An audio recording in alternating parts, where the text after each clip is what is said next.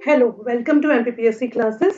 तो आज है पार्ट 2, इकोलॉजी एंड एनवायरनमेंट, जो हमारी यूनिट 7 है, ये उसका पोर्शन है। और यूनिट 7 का जो का उठने का ट्रेंड है, एमपीपीएससी में जो क्वेश्चंस उठते हैं, वो एनवायरनमेंट इकोलॉजी से काफ़ी क्वेश्चंस उठते हैं। और इस बार जिस तरह से उन्होंने टॉपिक्स को शफलिंग की है, तो उम्मीद पूरी है कि यहाँ से आपको एग्ज़ाम में 4 से 5 क्वेश्चंस तो देखने मिल सकते हैं। ये मुझे ऐसा लगता है, पिछले जो सालों का ट्रेंड रहा है उसके हिसाब से। तो कल हमने जो पढ़ा था उसके आगे हम आगे बढ़ रहे हैं। आज हम पढ़ेंगे हैबिटेट। मतलब पहले हम टर्म्स क्लियर कर लेंगे। हैबिटेट हो गया, इकोटोन क्या होता है, उसके बाद में नीचेस क्या होते हैं, ठीक है। उसके बाद में हम देख लेंगे बायोमास का मतलब क्या होता है, बायोम्स का मतलब क्या होता है। फिर बायोम्स के टाइप देख लेंगे और कुछ इंपॉर्टेंट टर्म्स हम देख लेंगे, ठीक है। और उसके बाद में फिर हम जो कि इकोलॉजिकल फुटप्रिंट है ये हम देखेंगे। एग्जाम के हिसाब से जो चीज़ें मोस्ट इंपॉर्टेंट है, और फिर हम इकोसिस्टम और उसके फंक्शंस को देखेंगे, ठीक है। क्योंकि इकोसिस्टम टर्म हमारी उसमें सिलेबस में दिया हुआ है। तो let's start with term habitat. Habitat का मतलब ये होता है, देखो, हम जहाँ जिस एनवायरनमेंट में जहाँ भी रहते हैं, ठीक है, तो हर लिविंग ऑर्गेनिज्म जो है एक पर्टिकुलर एनवायरनमेंट में रहता है। A place that set a environmental conditions, excuse me, a place or a set of environmental condition in which a particular organism live is called its habitat, ठीक है। Like हम humans जो रहते हैं, हमारा एक अलग हैबिटेट है, ठीक है। अब यहाँ पे देखो हैबिटेट के टाइप्स दिए हैं, जैसे कि कोनिफर फॉरेस्ट है। कोनिफर फॉरेस्ट जो है, जो थोड़े हिली पोर्शंस पे मिलते हैं, तो यहाँ का इकोटोन अलग होगा। डेसिडियस फॉरेस्ट, पतझड़ वन वाले जो रहते हैं, जो हमारे एमपी में भी मिलते हैं, तो यहाँ पे रहने वाले जो ऑर्गेनिज्म है, चाहे वो एनिमल हो या प्लांट्स हो, उनका एक अलग अलग मतलब पैटर्न मिलेगा। फिर आप टेम्परेट जोन में जाएंगे, जैसे कि सवाना ग्रासलैंड्स और सवाना जो एरिया है, वहाँ पे जो ग्रासलैंड है, वहाँ पे जो डेजर्ट है, तो वहाँ पे एक अलग तरह का हमको पर्टिकुलर स्पीशीज मिलेंगी। फिर उसके बाद में आप जैसे टुंड्रा में चले जाएँ, या आप hot desert, Thar desert, the great Indian desert में चले जाएँ, tropical rain forest, Amazon rain forest में चले जाएँ, जहाँ पे कि पैरट्स और डिफरेंट डिफरेंट टाइप के बर्ड्स, एनिमल्स और पॉइज़नस फ्रॉग्स एंड स्नेक्स के बहुत सारे टाइप्स मिलते हैं। तो हर आप समझ रहे होंगे कि पोलर रीजन पे चले जाएँ, वहाँ पेंगुइन्स मिलेंगे, सील मिलेगी। तो कहने का मतलब ये है कि अलग-अलग प्लेसेस के हिसाब से अलग-अलग इकोसिस्टम डेवलप हो जाता है। ठीक है? अ प्लेस और a set of environment condition in which a particular organism live is called a habitat. In words को बहुत अच्छे से समझ लीजिए, क्वेश्चन कैसे भी आएगा आप डील कर जाएंगे। और ये वर्ड्स हमें आगे हर जगह यूज करने हैं, इसलिए मैं एक्सप्लेन कर रही हूँ। हमेशा याद रखिए, प्री के साथ हमको मेंस को भी फोकस करना है, ये क्लियर रहेगा तो आप मेंस में बहुत अच्छा स्कोर कर जाएंगे, क्योंकि अब थर्ड पेपर में इन्वायरमेंट जो जिस तरह से दिया है, तो ये सब क्लियर होना जरूरी है ना। चलिए आगे देखते हैं। The habitats of different plants and animal are different. जो प्लांट्स और एनिमल का हैबिटेट होता है वो अलग अलग होता है, बट सेम टाइम पे many plants and animal share the same habitat. लेकिन बहुत सारे प्लांट्स एनिमल सेम टाइम पे सेम हैबिटेट को भी शेयर करते हैं, ठीक है। तो ये बात समझ में आ गई होगी कि प्लांट्स और एनिमल के अलग अलग हैबिटेट हो सकते हैं, लेकिन एक जगह पे, जैसे कि फॉर एग्जाम्पल कि अमेजोन फॉरेस्ट वर्ल्ड फेमस है, अर्थ के लंग्स कहलाते हैं, ठीक है। तो वो जो फॉरेस्ट है, मतलब वो प्लांट्स जो है एक पर्टिकुलर हैबिटेट शेयर कर रहे हैं इन फॉरेस्ट में, और इन्हीं फॉरेस्ट में जो है प्लांट्स के साथ में उस तरह यहाँ पे अलग अलग वैरायटी के एनिमल्स एंड माइक्रोब्स सब कुछ मिलता है। तो सेम हैबिटेट को दोनों शेयर कर रहे हैं सेम टाइम पे, ठीक है। तो ये सिर्फ सिंगल भी हो सकता है और एनिमल प्लांट्स एक साथ भी शेयर कर सकते हैं। अब ये देखो एग्जांपल यहाँ दे दिया है, all forest are not habitats of tiger और lion. Jim Corbett national park अगर हम एग्जांपल ले लें, जो उत्तरांचल में है, इसमें थिक फॉरेस्ट है, बहुत घने फॉरेस्ट है। It provide optimum condition optimum conditions for the tiger to forest. It provide optimum condition for the tiger to live. There are stream and rivers flow in this area, और उसमें क्या होता है, वहाँ पे डियर सांबर बहुत large number पे मिलते हैं। तो वो जो है provide food for the tiger, tiger के लिए फूड होता है। दस the habitat must provide the organism suitable climatic condition shelter and food. तो हैबिटेट का मतलब होता है कि ऐसी जगह जहाँ पे क्लाइमेटिकल कंडीशन, शेल्टर, फूड सब कुछ हमारे लिए सुटेबल होता है, वो हैबिटेट होता है। ठीक है, तो जिम कॉर्बेट नेशनल पार्क सबसे ऑप्टिमम कंडीशन किसके लिए है? टाइगर्स के लिए है। ठीक है, क्योंकि वहां पे उनके खाने पीने रहने के लिए सबसे बेस्ट कंडीशन है। सारे हैबिटेट्स जो है are environments, but all environments are not habitat. ये क्वेश्चन ना कहीं कई बार पूछा गया, इसलिए ये वाली लाइन बहुत इंपॉर्टेंट है कि क्या सारे हैबिटेट इन्वायरमेंट होते हैं? यस होते हैं। तो क्या सारे इन्वायरमेंट को हम हैबिटेट बोल सकते हैं? नहीं, हम नहीं बोल सकते हैं। हर इन्वायरमेंट जो है हैबिटेट नहीं हो सकता है ना? ये बात याद रखना है। अब the habitat always has life in its, whereas the environment does not necessarily have life in it। ठीक है, हैबिटेट जो है लाइफ इसमें होती है, लेकिन इन्वायरमेंट में जरूरी नहीं है कि लाइफ हो। ठीक है, एक ऐसा भी इन्वायरमेंट हो सकता है जहां पे कोई लाइफ ही ना हो, इसलिए हम कह रहे हैं कि इन्वायरमेंट हैबिटेट हो ये जरूरी नहीं है।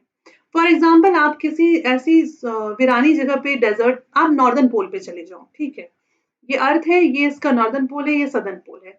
अगर आप नॉर्दर्न पोल पे जाते हैं, वहां पे जो है माइनस में टेम्परेचर रहता है और वहां पे किसी तरह का लाइफ नहीं है।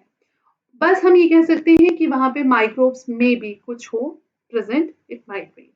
तो वो एक ऐसा इन्वायरमेंट है जहां पे कोई लाइफ नहीं है, तो वहां पे हैबिटेट नहीं है, वहां क्या है? इन्वायरमेंट है। इसीलिए ऑल हैबिटेट्स, लेकिन जो हैबिटेट होता है वो एक इन्वायरमेंट होता है, बट जो इन्वायरमेंट होता है वो एक हैबिटेट नहीं होता है।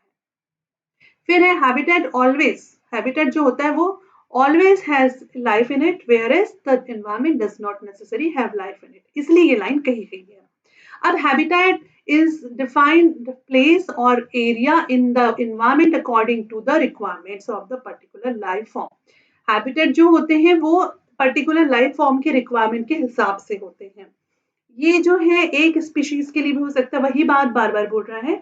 Environment could be a preference of many species. अगर ये भी एग्जाम में पूछा गया क्या हैबिटेट और इन्वायरमेंट दोनों स्पीशीज के लिए कॉमन होता है? हाँ, कॉमन तो होता है, लेकिन हैबिटेट जो है पर्टिकुलर हम स्पीशीज के लिए बात कर सकते हैं, जैसे हमने ऊपर एग्जांपल लिया था जिम कॉर्बेट नेशनल पार्क का। लेकिन जो इन्वायरमेंट होता है वो could be preference of many species. Environment में तो बहुत सारी स्पीशीज हो सकती है ना। अगर आप एक फॉरेस्ट का इकोसिस्टम ले लो जहां पर कि प्लांट है, एनिमल्स है, बर्ड्स हैं, माइक्रोब्स है, छोटे छोटे ग्रॉसहोपर्स हैं, स्मॉल एनिमल्स हैं, बिग एनिमल्स हैं, डिकम्पोजर्स हैं, तो इस प्रकार से वहाँ पे बहुत सारे एनिमल्स और लिविंग स्पीशीज के लिए वो एक प्रेफर्ड प्लेस हो सकता है। लेकिन हैबिटेट जो है इसमें ये कह रहा है कि हैबिटेट जो है पर्टिकुलर स्पीशीज के लिए हो सकता है ना? आगे अब देखते हैं। यहाँ पे हैबिटेट आई होप क्लियर हो गया होगा कि हैबिटेट का मतलब क्या है।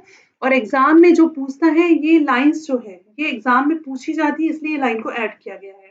मतलब अलग अलग एग्जाम्स में अलग अलग तरह के क्वेश्चंस, असर्शन, रीजन या विच स्टेटमेंट इज करेक्ट, इस टाइप से पूछे गए हैं। ठीक है, तो एक ये हैबिटेट हमको पढ़ना पड़ेगा। इकोटोन, इकोटोन ना बहुत इंपॉर्टेंट टॉपिक है, इससे बहुत क्वेश्चंस बनते हैं अलग अलग टाइप के।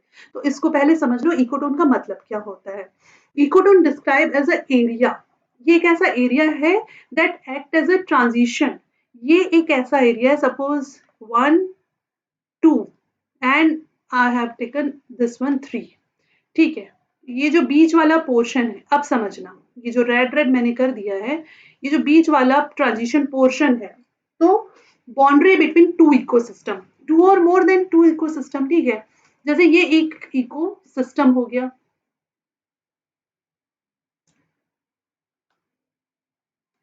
ये एक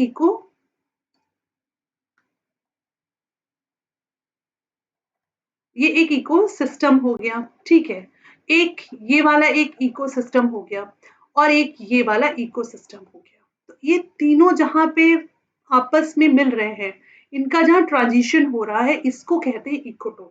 ठीक है, तो हम तीन की जगह अगर दो मानते हैं डेफिनेशन के लिए, तो ऐसे समझ लीजिए कि an ecotone describe as an area that excuse me, act as a transition or a boundary between two ecosystems. ठीक है, hence it is a zone of transition.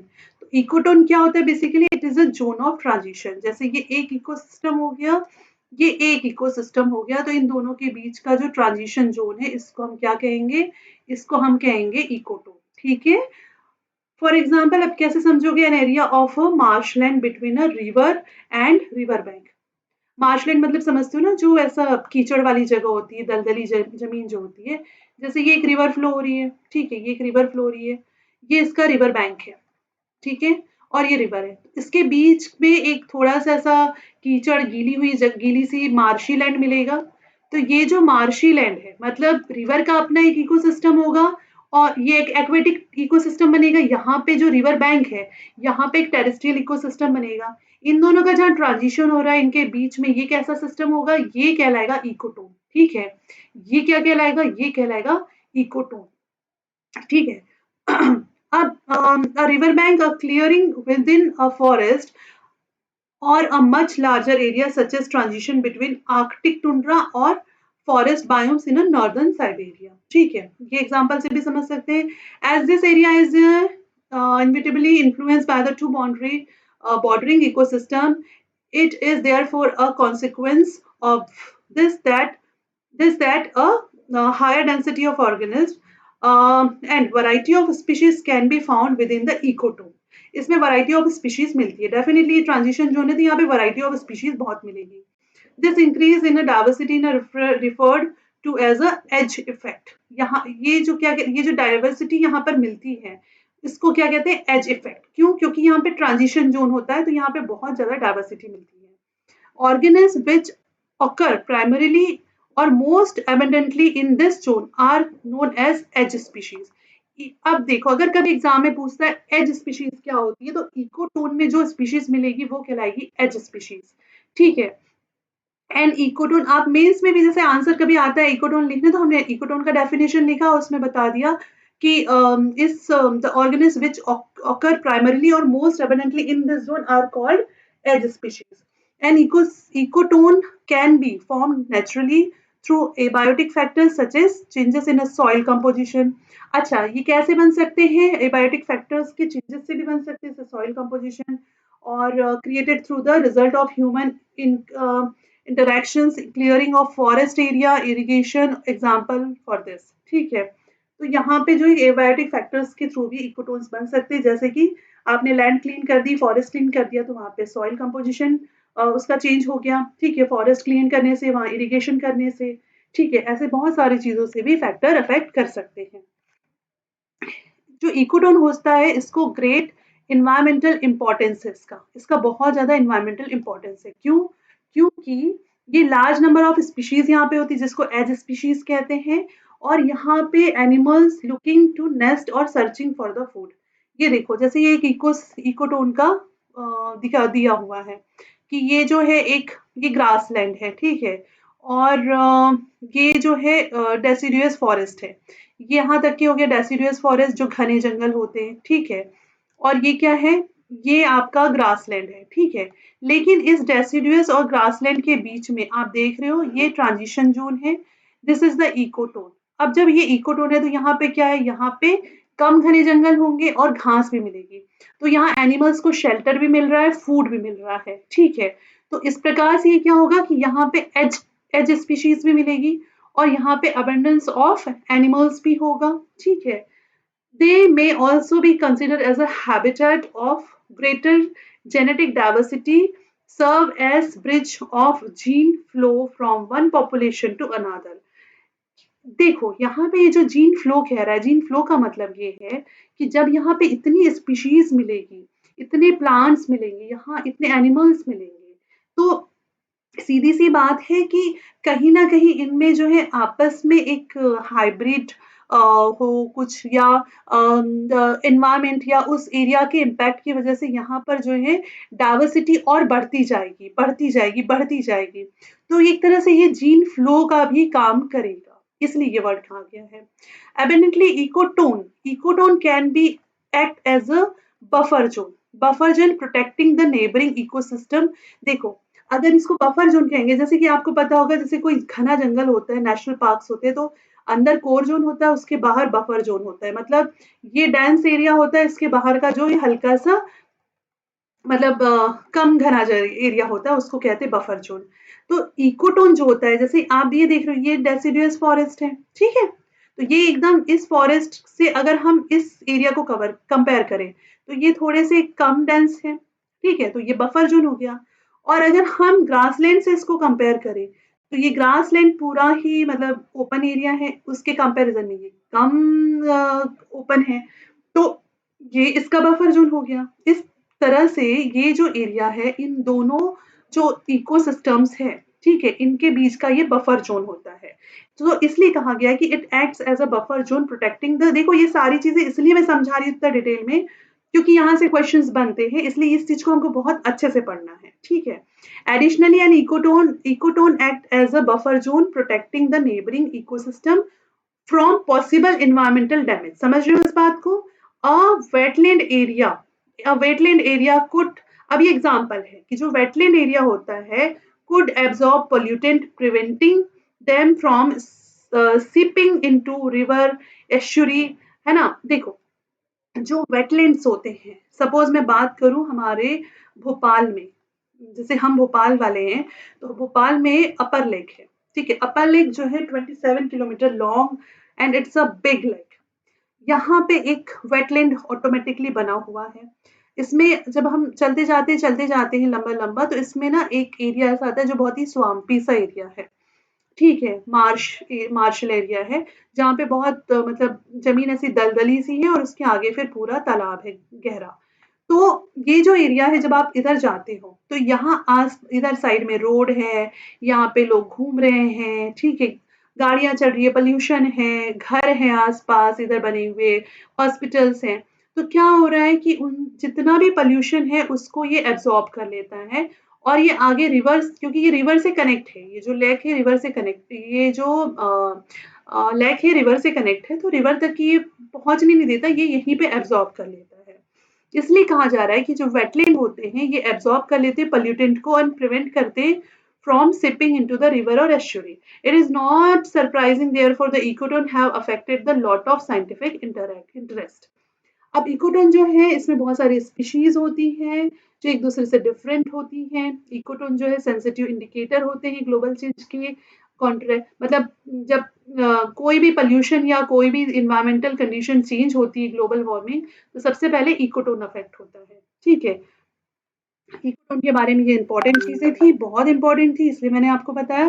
एक और वर्ड यूज होता है जो है निशे, नीचे, ठीक है, नीचे निशे, जो भी आप बोले। In nature many species occupy the same habitat but they perform different functions. जैसे कोई एक स्पीशीज है वो सेम हैबिटेट में है, बट वो क्या करती है कि वो फंक्शंस अलग अलग परफॉर्म करती हैं। Functional characteristics of the species in its habitat it referred to as a niche. तो wild habitat of the species is like its address. कोई भी हैबिटेट जो होता है वो स्पीशीज का एड्रेस होता है कि जैसे मैंने बोला अमेजोन फॉरेस्ट, तो आपके दिमाग में घने से जंगल आ जाते हैं, एनाकोंडा स्नेक आ जाता है, ठीक है। जैसे ही मैंने कहा सहारा डेजर्ट, तो आपके दिमाग में lion and the grasses, the long grasses आ जाती हैं। तो इसीलिए किसी भी स्पीशीज का जो है एड्रेस कौन होता है, हैबिटेट होता है। Niches are can be through of thought of as its professional activity and responses specific to the species. अब इस टर्म का मतलब क्या होता है? The sum of all activities and relationship of the species by which it use the resources of its habitat in its survival and reproduction. Niches is unique for its species, while many species may share the same habitat. No, not two species in the habitat can have the same niches. ठीक है, ये चीज बस समझना है कि जो niches होते हैं वो किसी स्पीशीज का क्या होता है, उसके कैरेक्टरिस्टिक बताता है, उसका एड्रेस होता है, और कोई भी दो स्पीशीज के जो हैबिटेट है वो same niches, no two species in the habitat can have the same niches, same नहीं हो सकते हैं। बस इतना छोटा सा बात इसमें समझना था, ठीक है। इसके बाद में आगे हम देखते हैं बायोम्स। बायोम्स वर्ड भी बहुत बार पूछा जाता है, इससे रिलेटेड क्वेश्चंस बनते हैं। देखो अगर आपने ये सारे टर्म समझ लिया ना, तो आप ये मान के चलो आपका कॉन्सेप्ट ये क्लियर हो गया, तो आप एग्जाम में बहुत आसानी से पेपर हैंडल कर जाओगे। और जब भी पैटर्न चेंज होता है, ये एमपीपीएससी का ट्रेंड रहा है कि जब भी पेपर जब भी सॉरी जब भी सिलेबस चेंज होता है, तो एमपीपीएससी का जब भी सिलेबस चेंज होता है, तो वो क्या करते हैं, या तो पेपर एनालिटिकल पूछ लेंगे, ठीक है, या तो पेपर एनालिटिकल पूछ लेंगे, या फिर वो मिक्स टाइप का पूछ लेंगे, मतलब half analytical and half factual. देखो फैक्चुअल तो आना ही है, लेकिन एनालिटिकल क्वेश्चंस भी बन सकते हैं, तो why should we take chance, हमको हर तरह से तैयारी रखना है। आगे बढ़ते हैं बायोम्स। बायोम्स का मतलब क्या होता है, बायोम्स जो होते हैं वो लार्ज एरिया होता है अर्थ का with similar condition such as similar climate, similar living organism. There are two main categories of biomes. Biomes basically क्या होता है, बायोम्स बेसिकली जो है एक जैसे ये हमारी अर्थ है, इसके बड़े बड़े एरिया है, ठीक है, कि भाई ये इक्वेटर लाइन के पास वाले एरिया में एक अलग टाइप का बायोम मिलेगा, पोलर रीजन के पास भी जो है अलग टाइप का बायोम मिलेगा, ठीक है। उसके बाद में साउथ पोल के पास अलग टाइप का बायोम मिल जाएगा, इनके बीच में कुछ अलग टाइप का बायोम मिल जाएगा। तो ये Tropic of Capricorn, Tropic of Cancer के पास अलग टाइप का बायोम्स मिल जाएगा। तो ये अलग अलग कंडीशन, क्लाइमेटिक कंडीशन के हिसाब से होते हैं। बेसिकली दो टाइप के होते हैं। पहले होते हैं टेरेस्ट्रियल बायोम्स, मतलब जो कि types of vegetation, major climatic factors, contribution of vegetation, biomes के टेम्परेचर, प्रेसिपिटेशन, ये सब कुछ इस पे डिपेंड करते हैं। और एक्वेटिक बायोम्स जो है ये वाटर दे कंटेन उसके हिसाब से होते हैं। अब वाटर क्या हो सकता है, अब देख लो और अच्छे से मैं एक बार बता देती हूँ कि हाँ, वाटर कंटेंट के हिसाब से क्या हो सकता है, ये फ्रेश वाटर के भी हो सकते हैं, या पानी, समुद्री पानी, मरीन और ओशन शैलो वाटर के भी हो सकते हैं। Fresh water such as pond, lake, river, marine और एज ओशन शैलो सीज, ठीक है, ये सब हो सकते हैं। और टेरेस्ट्रियल में क्या हो सकते हैं, टुंड्रा, फॉरेस्ट, डेजर्ट, ग्रासलैंड, ये सब कुछ हो सकते हैं, ठीक है। और बायोम्स को जो है फैक्टर्स जो अफेक्ट करते हैं वो क्या है, temperature, precipitation and latitude. Temperature जैसे जैसे आप हाइट की तरफ बढ़ते जाएंगे, बायोम्स में कंडीशन चेंज होते जाएगी।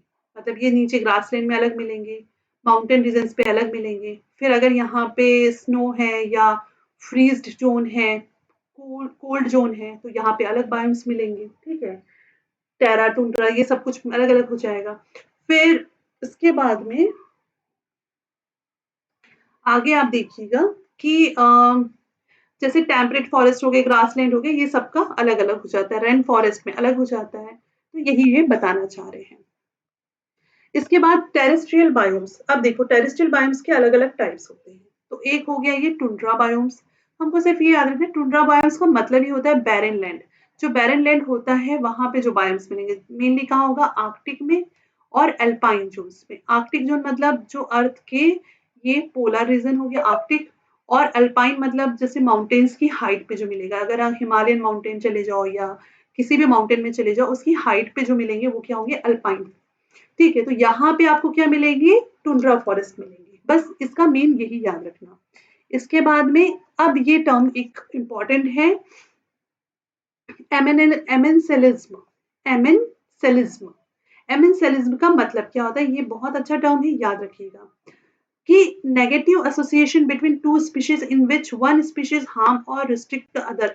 देखो हमने हमेशा देखा कि इन्वायरमेंट में जो है, जो स्पीशीज होती है, अगर एक इकोसिस्टम है, तो चाहे प्लांट हो, एनिमल हो, या दो एनिमल्स हो, आपस में जो है एक दूसरे को फायदा ही पहुंचाते हैं। बट कभी कभी जो है एक इकोसिस्टम में रहने वाली दो species, they might be plants and they might be animals, ठीक है। वो प्लांट भी हो सकते हैं, वो एनिमल्स भी हो सकते हैं। तो ये एक दूसरे को फायदा के साथ नुकसान भी पहुंचा सकते हैं। तो जब ये नेगेटिव कॉन्टेक्स्ट में होता है कि negative association between two species in which one species harms or restrict the other species without itself being adversely affected, उसको कोई नुकसान नहीं पहुंचा रही, फिर भी उस दूसरे को नुकसान पहुंचा रही है पहली स्पीशीज। तो इस तरह की जो आपस में रहना होता है, इसको क्या कहते हैं? एमेनिज्म, अमेनिज्म, एमेनसेलिज्म, सॉरी, अमेनसेलिज्म, अमेनसेलिज्म कहते हैं इसको. Organisms that secrete antibiotic, the species that get inhabited by the antibiotic together form example amensalism. Example के लिए जैसे फंगस होता है जो ब्रेड के ऊपर लग जाता है, पेनिसिलिन प्रोड्यूस करता है, ठीक है, जो कि एक एंटीबायोटिक है, which inhibit the growth of variety of bacteria. Penicillin benefit apparently by having greater. Penicillin का एग्जाम्पल क्या है कि ये मतलब ब्रेड के ऊपर उग के ये क्या कर रहा है, उससे पेनिसिलिन हमको मिल तो रहा है और ये क्या कर रहा है, इससे हमको एंटीबायोटिक भी मिल रहा है, ठीक है. तो जिसके ऊपर उग रहा है उसको तो नुकसान पहुंचा रहा है, लेकिन उसको फायदा हो रहा है, किसको? जो उसके ऊपर उग रहा है, फंगस को, ठीक है. और अगर इस ब्रेड को तुम खा लोगे तो तुम बीमार पड़ जाओगे, है ना.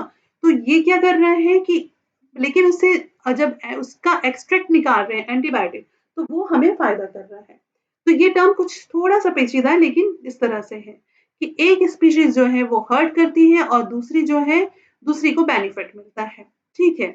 जैसे वाइल्ड पिग का ये एग्जांपल दिया है कि wild pig they often disturb the upper layer of soil and many organisms may be taken from their burrow and exposed to the predation by the action of the pig. Although the harm that the burrows suffer does not improve the pig situation at all. Pig क्या करता है यहाँ पे, soil की upper layer को harm करता है, जो वाइल्ड पिग होता है, जिससे कि बहुत सारे बरों को हार्म होता है, वहां रहने वाले एनिमल्स का हैबिटेट खत्म हो जाता है, उनको हार्म होता है. इससे पिग को तो कोई फायदा नहीं पहुंच रहा है. तो इस तरह की जो कंडीशन होती है उसको कहते हैं एमिनल सेलिज्म. अब म्यूचुअलिज्म होता है. म्यूचुअलिज्म ये एक टर्म है जो पूछा जाता है एग्जाम में. म्यूचुअलिज्म मतलब होता है कि एक स्पीशीज, ये दो स्पीशीज, ये दोनों आपस में भाईचारे से रहते हैं, एक दूसरे को फायदा पहुंचाते हैं, ये होता है म्यूचुअलिज्म. इसका एग्जांपल, इसके लिए सिम्बायोसिस भी बोला जाता है. जैसे कि आप बहुत कॉमन एग्जांपल है एल्गी और फंजाई, जो आपस में मिलकर रहते हैं, उससे क्या बनते हैं? लिकेंस बनते हैं, जो कि एक सिम्बायोसिज्म का बेस्ट एग्जांपल है, ठीक है, जिसमें कि दोनों एक दूसरे को बेनिफिट पहुंचा रहे हैं क्लोज एसोसिएशन से. तो इसका एग्जांपल एक और क्या है? Mutualism association is that the pollution pollination of flower where the flowering plant are cross pollinated by the bees which benefit the getting nectar from the plant. देखो, जब पॉलिनेशन का टाइम प्लांट्स में रहता है, तो प्लांट्स में यहाँ पे तो पॉलिन स्क्रीन्स लगे हैं, तो ये जो बीज हैं या बटरफ्लाईज है, इनको क्या मिल रहा है? इनको तो नेक्टर मिल रहा है यहाँ से, और इनके लेग से ये एक फ्लावर से जब दूसरे फ्लावर पे जाएगी, तीसरे फ्लावर पे जाएगी, चौथे फ्लावर पे जाएगी, यहाँ से पॉलिन ग्रेन दूसरे प्लांट पे, दूसरे फ्लावर पे पॉलिन ग्रेन चले जाते हैं, जिससे कि फ्लावर्स की पॉलिनेशन की प्रोसेस भी हो जाती है, ठीक है. और इस पॉलिनेशन से क्या होता है? इनमें फिर आगे सीडिंग होती है. तो इस तरह से क्या हुआ कि इन दोनों ने एक दूसरे को म्यूचुअल बेनिफिट पहुंचाया. तो इस प्रोसेस को हम म्यूचुअलिज्म भी कह सकते हैं इस टर्म को, या सिम्बायोसिस भी कह सकते हैं. अगर एग्जाम में आए तो आई होप आप इसको डील कर जाएंगे. इसके बाद है कॉमन सेलिज्म. कॉमन सेलिज्म जो है नेक्स्ट वर्ड है. Relationship one of the species benefit while the other is neither harm nor benefit. इसमें क्या होता है कि जो स्पीशीज होती है उसको बेनिफिट मिलता है शेल्टर का, ट्रांसपोर्ट का फ्रॉम दूसरी स्पीशीज. जैसे कि फिश होती हैं और सकर्स होते हैं, ये क्या होते हैं? अटैच हो जाते हैं टू द शार्क. ये आपने देखा होगा कभी ऐसे नेट जियो वगैरह पे, बड़ी बड़ी जो शार्क होती है उसके ऊपर में क्या होता है कि छोटी छोटी फिश जो होती हैं वो अटैच हो जाती हैं, ठीक है, और उसके ऊपर में ऐसी चिपकी हुई रहती है छोटी छोटी फिशेस. सकर्स उसके ऊपर ऐसे लटके हुए रहते हैं, ठीक है, चिपके हुए रहते हैं. तो क्या करते हैं कि उस they help Remora get protection of free ride as well as the meal from the leftover shark meal. जैसे शार्क ने शिकार किया, खाया, उसके बाद जो थोड़ा बहुत लेफ्ट ओवर रहता है, ये उसको आसपास घूमते रहते हैं तो खा लेते हैं. तो इनको इसके साथ रहने से क्या होता है? फायदा मिलता है. तो इसको क्या कहते हैं? कॉमन सेलिज्म कहा जाता है. इसके बाद ecological footprint, it is very very very very important, ठीक है, ये बहुत इंपॉर्टेंट टॉपिक है, इससे क्वेश्चंस बनते हैं। इसलिए देखो, मैं चाहे तो आपको सीधे ऑब्जेक्टिव्स भी करा सकती थी, बट मेरा मोटिव है कि हम कॉन्सेप्ट क्लियर करें। कॉन्सेप्ट क्लियर करने से हम क्वेश्चंस डील कर सकते हैं। क्वेश्चंस आपको अपने घर पे लगाने हैं। मैंने आपको बुक का नाम बताया हुआ है, दैट इज घटना चक्र। जैसे जैसे यहाँ से टॉपिक्स होते जा रहे हैं, आप जो है घटना चक्र के उठा उठा के ऑब्जेक्टिव्स लगाते जाइए, ठीक है। और आप ये समझ लीजिए, मतलब मेरा तो तरीका यही है कि ये सब मेरे ही नोट्स हैं, जिसको मैंने आपको स्लाइड्स बना के पढ़ा रही हूँ। इनको एक बार रीड आउट किया और घटना चक्र लगाया, उतने में क्वेश्चंस सफिशिएंटली, एक भी क्वेश्चन बाहर नहीं जाता है, सारे क्वेश्चन डील कर जाते हैं, ठीक है। बस ये कि ईमानदारी से हमको करना होगा। The idea of ecological footprint पहली बार किसने दिया था? ये क्वेश्चन बनता है। Mathis, Wackernagel Wackernagel and William Rees ने दिया था, ठीक है। पहली बार ये आइडिया किसने दिया था? तो पहली बार मैथिस वॉकर जेनल ने आइडिया दिया था और विलियम रीज ने आइडिया दिया था, ठीक है। ये नाम याद रखिएगा, मैथिस वॉकर जेनल और विलियम रीज ने दिया था। कब दिया था ये आइडिया? 1990s में ये आइडिया दिया था। Ecological footprint is a resource accounting tool which measure how fast we consume resources and produce waste in comparison to how fast nature generate new resources and absorb our waste। ये बड़ा simple सा formula है कि जो nature है, ठीक है, जो नेचर है वो हमको रिसोर्सेस देता है। क्या देता है? रिसोर्सेस देता है, उनको हम कंज्यूम कर लेते हैं। हम क्या कर लेते हैं? हम कंज्यूम कर लेते हैं रिसोर्सेस को, और उसके बाद हम जो है वेस्ट नेचर में छोड़ देते हैं, ठीक है। कि आपने इलेक्ट्रिसिटी यूज की और आपने उसके अगेंस्ट में पोल्यूशन को नेचर में छोड़ दिया।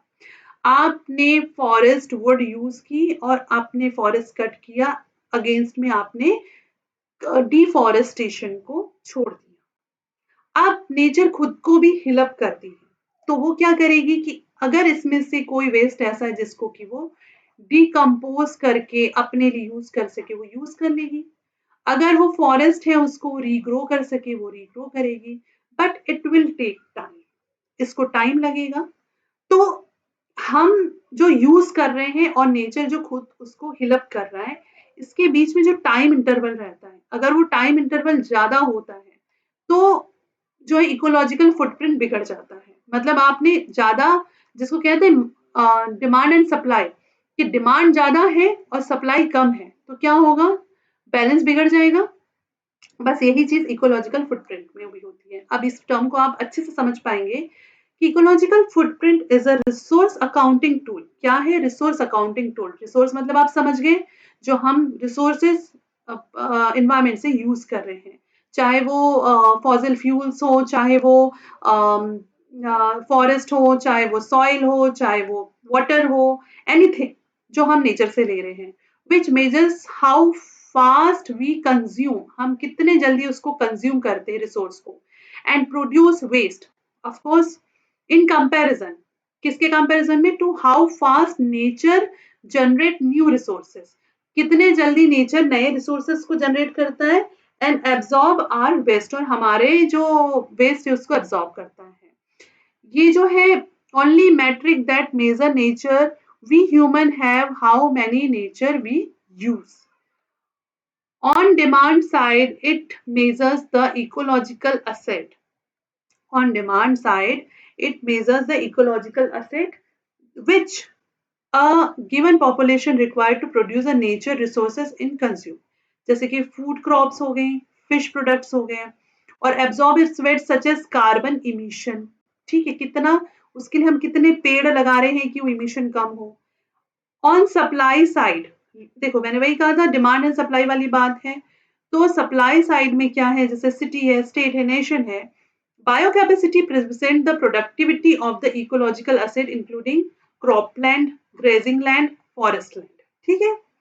तो आप आई होप समझ गए होंगे इकोलॉजिकल फुटप्रिंट का मतलब है कि जितने रिसोर्सेस हम यूज कर रहे हैं, क्या हम उतना नेचर को वापस कर पा रहे हैं या नहीं कर पा रहे हैं।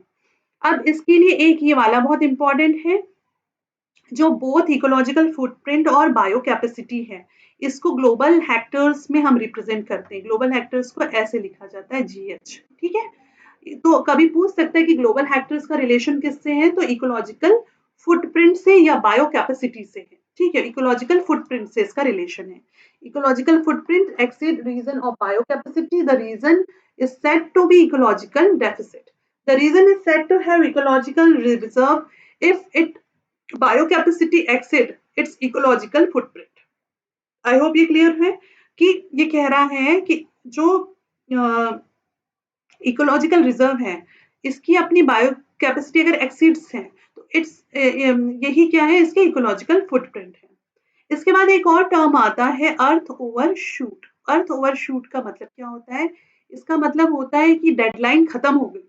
सिंपल लैंग्वेज में अगर मैं कहूँ कि भैया तुम्हारे लिए हमने आपको हमने महीने भर के लिए राशन ला के दिया कि आपको महीने भर जो है इतना राशन चलाना है, ठीक है। एंड आपने वो राशन जो है शुरुआत के 15 दिन में खत्म कर दिया। अब नेक्स्ट 15 दिन में जो है आपके पास में कुछ भी नहीं है। You don't have money, you don't have ration, anything, nothing, you have nothing. तो ये क्या किया आपने कि आपका जो रिसोर्सेस का लिमिट था, बिफोर लिमिट आपने उन रिसोर्सेस को क्या कर दिया, खत्म कर दिया। तो earth overshoot occurs when entire planet is running on ecological deficit, कि एक हमारा एक एस्टिमेट रहता है, ग्लोबल हेक्टर से निकालते हैं कि पूरे साल में हमें जो है अर्थ के मतलब हमारे नेचर ने जो हमें रिसोर्सेज दिए हमको उसको सपोज जितना भी यूज करना है, मान के चलो 70% यूज करना है, ठीक है। कितने महीनों में, 12 मंथ्स में उसको यूज करना है। बट हमने उसको कितने मंथ्स में यूज कर लिया, मान के चलो 6 मंथ्स में।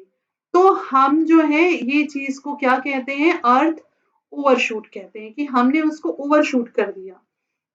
Earth overshoot makes the day when humanity demands for ecological resources and services in a given year exceeds when Earth can regenerate in that year.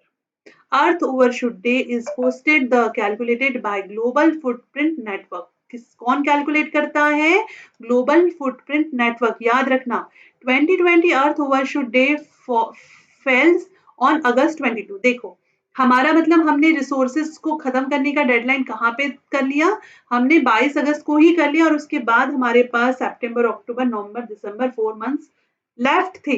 It includes the impact of corona virus pandemic, ठीक है।